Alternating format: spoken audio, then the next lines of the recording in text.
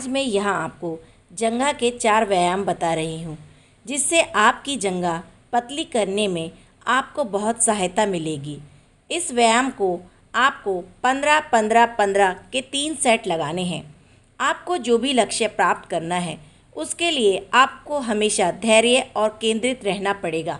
आप एकदम से शरीर के कुछ क्षेत्र की वसा को कम नहीं कर सकते, खासकर थाई के अंदर की तरफ की वसा को।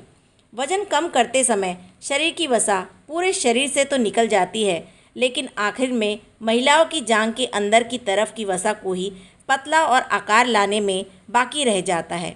तो जांघ पतली करने के लिए हमेशा अपने लक्ष्य पर अड़े रहें और खुद को प्रोत्साहित करते रहें।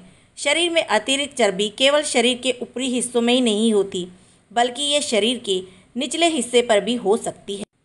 तो अगर आप चाहते हैं कि शरीर का निचला हिस्सा यानी जांघें भी पतली हो तो इन व्यायाम को ज़रूर अपनाएं।